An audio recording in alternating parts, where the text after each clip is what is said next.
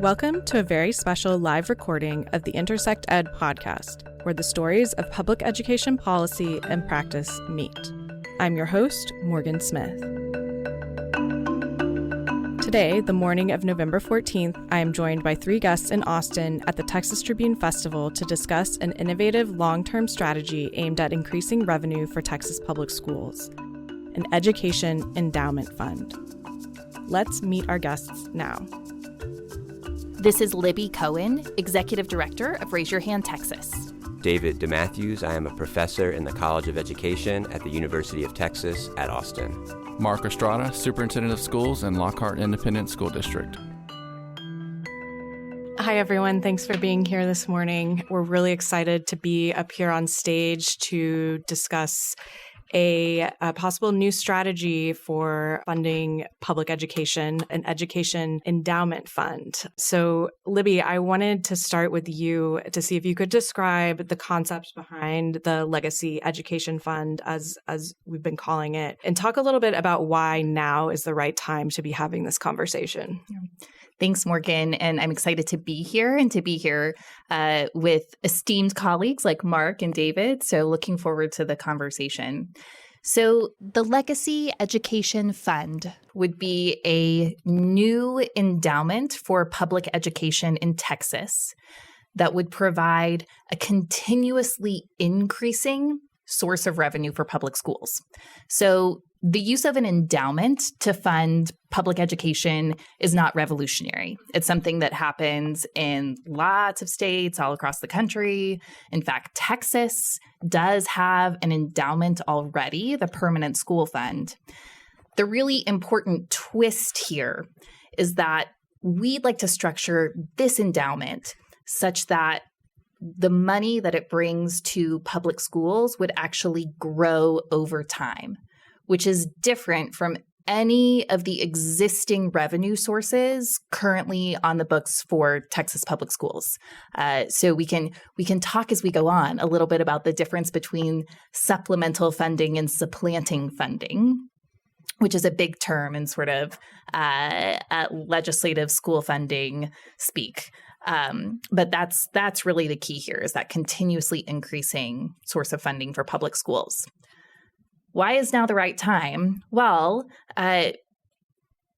Texas has been doing great economically, and we have unusually robust reserves and unusually high general revenue that we've enjoyed over the last several sessions. So we see this in a couple different places. First, Texas's Economic Stabilization Fund, or our Rainy Day Fund, is getting ready to hit its cap for the first time in its history. This was founded in the 1980s. When I first showed up and started working in sort of the Texas legislative world, it was at, I think, $11.5 billion. This was back in 2019. And everyone, the sort of feeling then was, oh my gosh, $11.5 billion. That's a huge rainy day fund. It is now at $28.5 billion. So Texas has significant funds in its bank account that open up possibilities to invest to create additional resources for priorities that exist now and we know are going to exist into the future, as opposed to continuing to again, have sort of a savings account that at this point is overflowing. That's not the only source of potential funding here.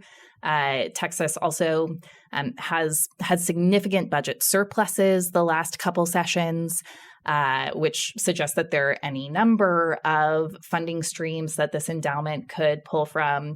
Just created a new endowment to support water infrastructure this session that is taking a percentage of sales tax. So there are a number of potential sources that we could look at.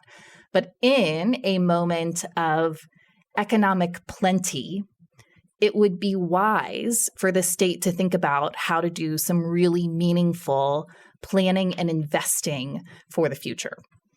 And What exactly would it take for the legislature to create something like this? Yeah. So it's a heavy lift for the legislature to create a new dedicated permanent source of revenue. They have to pass enabling legislation to put a constitutional amendment on the ballot. We just had our constitutional election a couple weeks ago, so that's fresh on everyone's mind, what that looks like.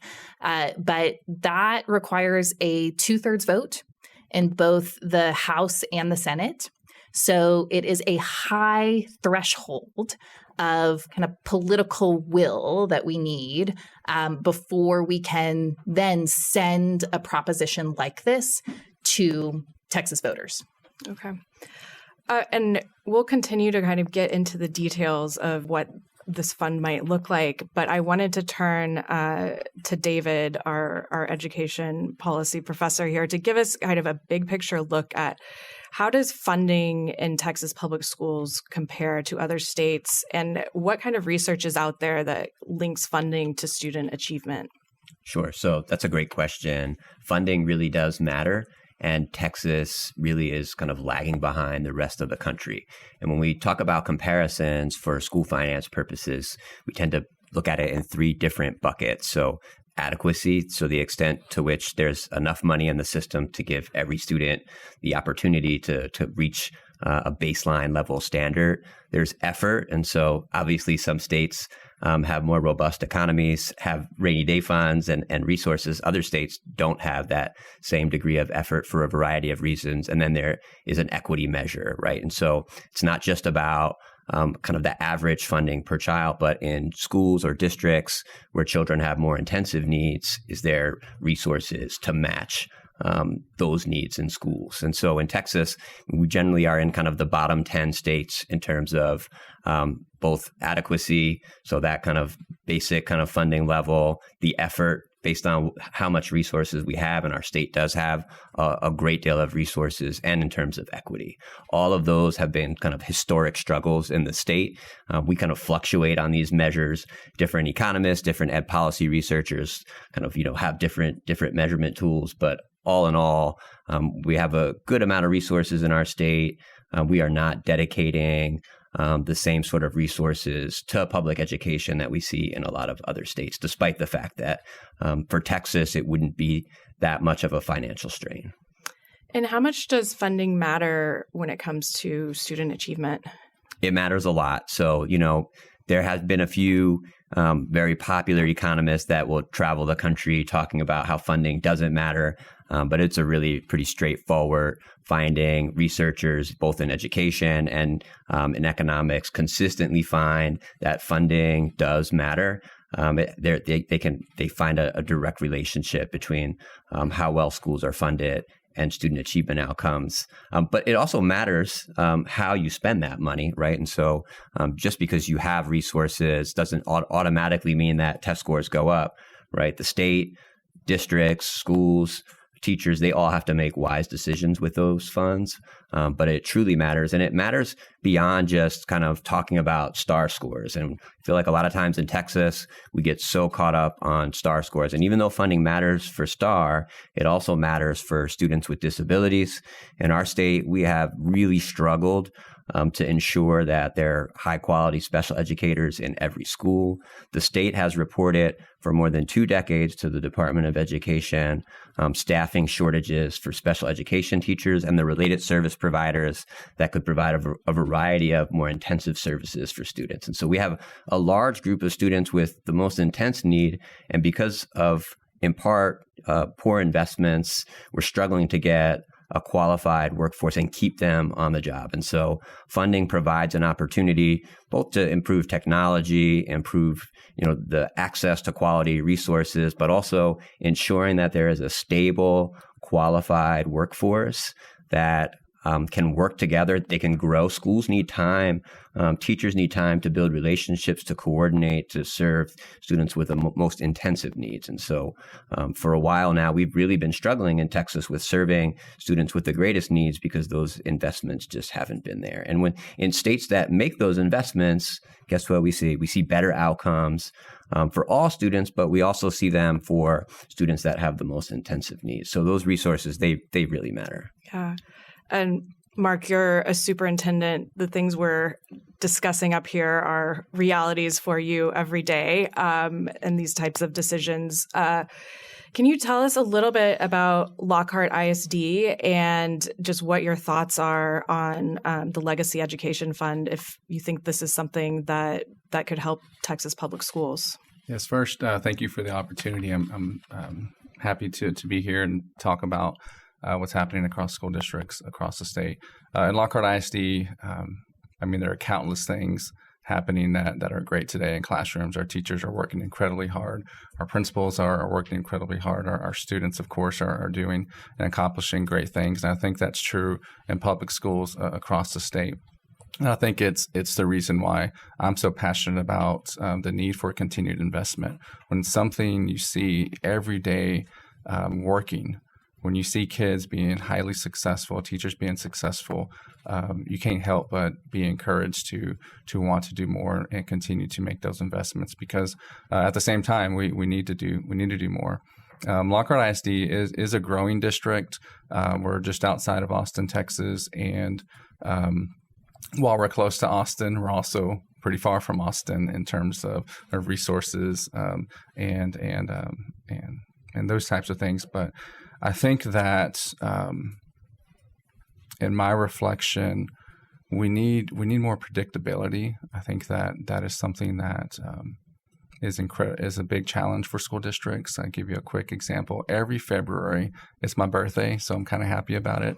But I also have great anxiety because I don't know when I wake up what our property value appraisal study is going to say, and if we're going to lose a substantial amount of money that year that we're already in.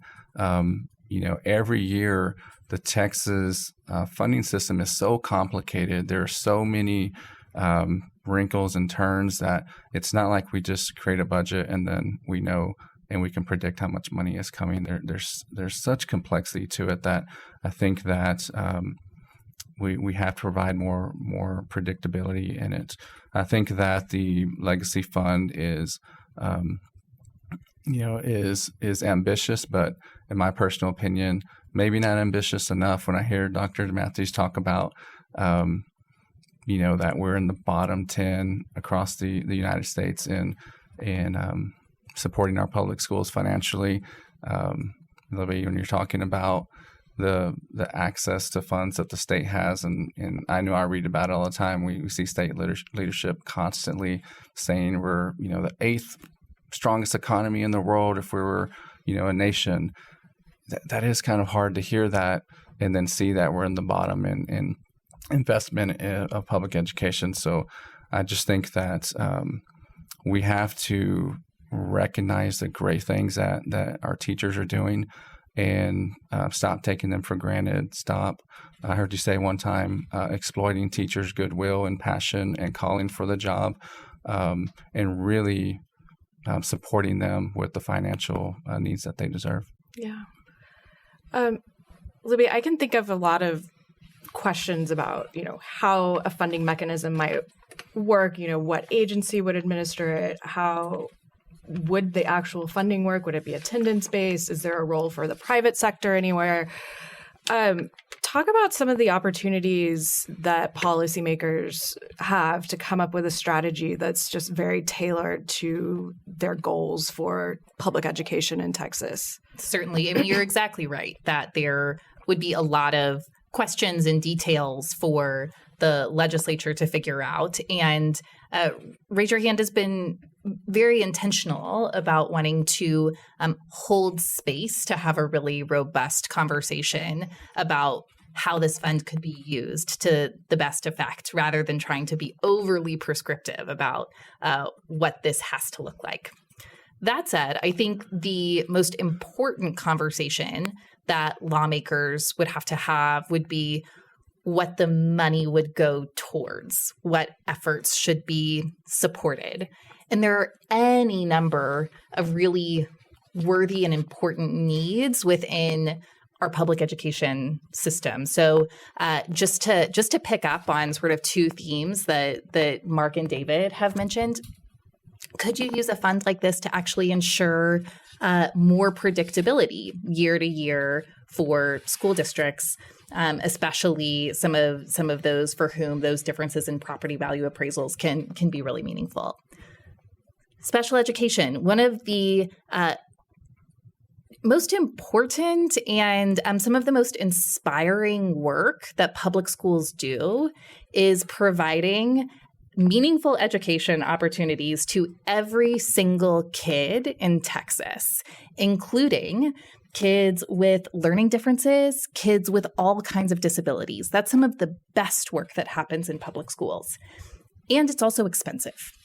The state made progress in the last legislative session towards increasing special education funding, but it left a big gap still to be covered. That's an interesting thing to think about for something like this. And finally, there are any number of kind of education policies or interventions that the state has identified as a priority for itself over the last several legislative sessions. The biggest one that we saw this last session was teacher pay, when the state created a new allotment to support teacher pay across the state, and really thinking about that from several different facets, thinking about that from a geographic point of view and trying to address some of the geographic disparities in teacher pay, thinking about that from a tenure and longevity point of view, and also thinking about what merit pay could look like in the teaching profession. Teacher pay is a substantial long-term project. It's another one where Texas has lagged behind the rest of the country, and making sure that we can continue to fund kind of new teacher pay allotments and instruments in a way that increases over time would be a really worthy and sort of aligned to legislative priorities use of this funding. Continuing to support early education interventions that the legislature has invested in as those expand, continuing to support some of the kind of classroom to career connection efforts that the state has started to invest in would also be really meaningful. So there is no lack of sort of positive avenues for this spending. And I think that's really the conversation that's the most important one for lawmakers to be having. Yeah, and I'm wondering, Mark, if you had any thoughts on ways that lawmakers could structure this fund to make it most effective to support in supporting public schools. Absolutely. I heard a very important word that I'll start with, enrollment-based. I think that the need for enrollment-based funding in Texas and having a mechanism is incredibly important. That will do so much to allow school districts to properly budget and plan for serving the students that they serve. And that's distinguished from attendance-based Correct. funding. So receiving funding based on the number of students enrolled versus how many show up. Yeah. Currently, in Lockhart ISD, we may have 95% of our kids show up that day. So we don't get 5% of that budget yet. All the expenses are still there. We don't get to tell 5% of our teachers to go home that day. They're still working as we need them. So that enrollment base is incredibly important.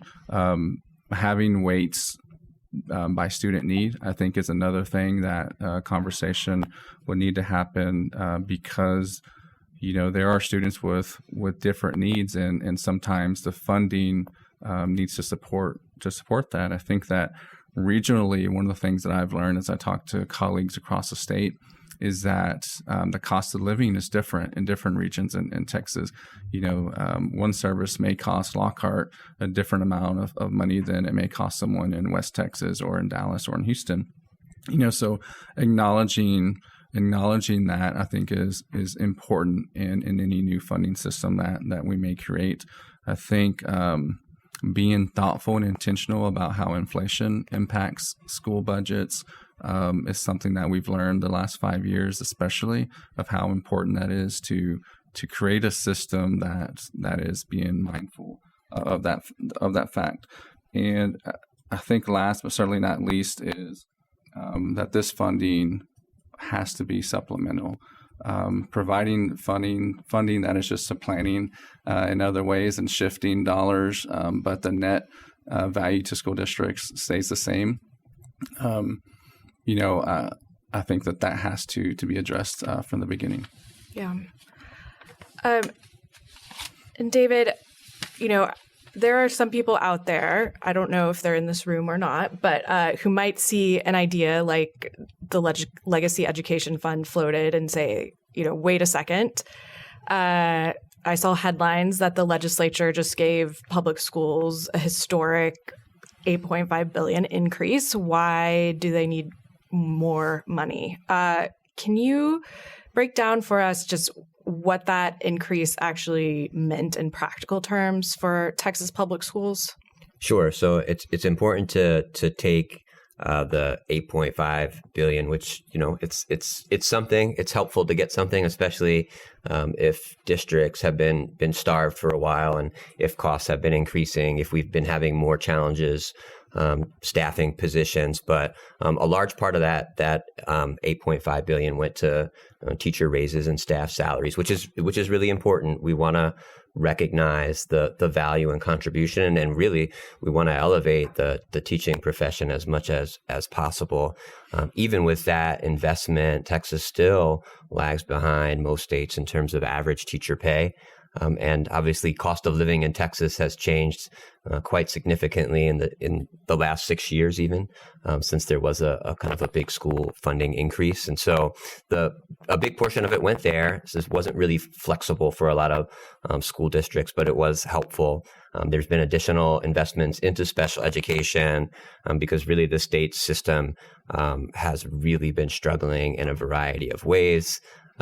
There was a illegal cap on special education for some time in Texas that led to a big investigation. The pandemic kind of interrupted a lot of special education services, and so now across the state, we're still seeing a lot of potential students with disabilities unable to get a timely evaluation. And so we desperately needed these investments, not to have a quality system, but just to even get to a baseline place where we're actually complying with federal law. And even from what I'm seeing now, I still don't think that we're positioned well. I think it's really hard for districts to get the people they need. And so that $2 billion is helpful, but still, not enough. And so there's been some other adjustments, a more marginal adjustment to the basic allotment. But if you look across the state, what are you seeing? You're seeing still budget deficits all throughout the state, in big urban districts, in suburban districts, in high growth districts. There's just a variety of financial problems. And unfortunately, Texas is so big, so I feel like some of our policymakers like to brag about how big these dollar amounts are. But in reality, other states, smaller states with less robust economies, are actually putting far more effort into funding their schools. I mean, Mississippi is outpacing Texas. We wouldn't, stand for that in football, but unfortunately, this is the system that we have. And so it's a great start because schools have been starved. There's been inflation, the pandemic. There's been these scandals around the special education cap. But for those who hear that high dollar amount, it is a lot. $8.5 billion is a lot of money. It's just not enough for the 1,200 school districts, the 9,000 schools, the 5.5 million children in our schools who are attending schools now that have been resource starved for quite a long time, and in a state that has not kept pace, not only with kind of rival states with robust economies, but some of the poorest states in the United States. Yeah. Morgan, can I actually jump in? So Sure. I had the opportunity to be on a high school campus not too far from here in Bexar County a couple weeks ago that I think really interestingly illustrates how the latest round of public school funding has kind of shaped life on a campus. So, David, pointed to the fact that about half the funding, the biggest piece of that funding by far, was a teacher pay raise, which is a really good thing. So how this is playing out on this particular high school campus is teachers got a raise, which is great. At the same time, with only a $55 increase in the basic allotment, that district, in order to cope with the fact that new operational funding hasn't been able to keep up with the rising cost of all the operations, has had to increase their teacher-student ratio. So yes, teachers got a raise, but they also just got more students in their classroom.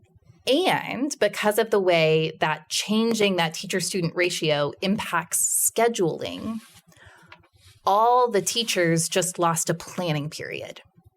And which means that the teachers on this particular campus now have a planning period only every other day. So yes, they got a raise, and that's good. But in the same year, they got more kids in their class and had planning hours taken away from them, which means they're going to do more work at home. So we have a long way to go, despite the fact that we had substantial investment this time around. Yeah.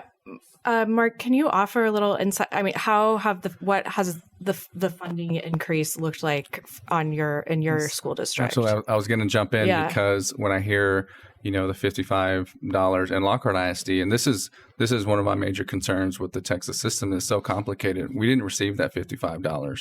Not to get into the weeds too much, but essentially what they did was supplant those funds by changing the yield on the golden pennies, which we had. And we're a property poor district. So for districts like Lockhart, and I think there were maybe 100 other districts around the state, we actually didn't receive that $55. It was a net wash for us because of our property values and because of our status with our golden pennies. So I would have loved to get the $55, but unfortunately we did not receive it. Other things that I think were helpful, special ed funding to help us with evaluations. I think that was a great thing. Funding for ROTC. There were other kind of weighted funding, but we won't see some of that money until 2026, 2027. So again, all the needs are still there. We were incredibly happy for our teachers to get a raise, but in Lockhart in particular, I'm not sure if that's why you invited me, but we didn't even receive that, which, I think everyone just assumes that every district's the same, but in our current system, every district is not treated the same, and it is incredibly complicated, too complicated, maybe by design. Yeah. I think we're coming towards the end of our time up here, but I wanted to see, Mark, again, turning to you, what could your district be doing more of? What are kind of the biggest priorities that could be supported if you had the resources? Yeah, I mean, as I think I speak for my colleagues and other school districts across the state. We have to continue. It's hard because our teachers just received a raise, so we don't want to seem ungrateful for that. But the reality is, teachers, especially in the more urban areas, they can afford to live in the places where they're working. And even with the raise, teachers are leaving because they cannot afford to raise a family. They cannot afford to live in these towns. So we have to continue to increase the amount of funds that we're compensating our teachers and the benefits that we're providing them.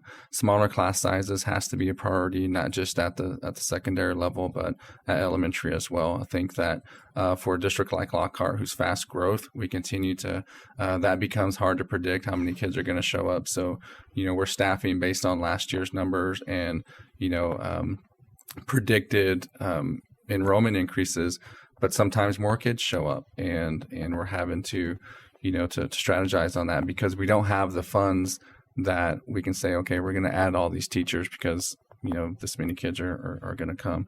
I think that response intervention, academic response intervention, behavior response intervention is a great need across the state, especially after the pandemic and the learning loss that happened there.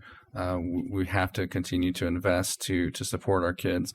Bilingual education, special education are two groups of students who I worry about. Are we doing everything possible to ensure that their needs are being met? And we have to continue to do that, as well as long-term maintenance and preventative capital improvements to our facilities.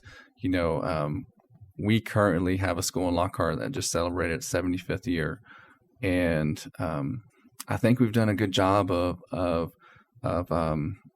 honoring the taxpayer funds on that building. We still have kids learning there, but it's hard when your budget is so thin to replace the roof, replace HVAC systems, just to make and ensure that our kids and staff have a campus that they can be proud to learn in. In our current budget, it makes it very challenging. I think we need to be strategic on how we're working with universities, how we're working with everyone to develop a pipeline of teachers, grow your own programs, those types of things, because that's a major area of concern. And then the last thing, insurance. There's not a superintendent that I talk to that isn't concerned about insurance, and from a cost perspective, but also as a benefit to our staff. And I think that that funding is needed so that we can provide the benefits that our teachers and our staff need in the school systems. Yeah. Well, thank you guys so much for talking with me here today, and thank you to our audience as well. Really appreciate it. Thank you for listening. To continue to stay informed on critical public education issues, you can sign up online for Raise Your Hands Across the Lawn newsletter at www.raiseyourhandtexas.org/get-involved. Today's sound engineer is Brian Diggs. Our executive producer is Anne Lasang-Teet. And our episode producers are Amelia Folks, Amanda Phillips, Jay Marino, and Joel Godot.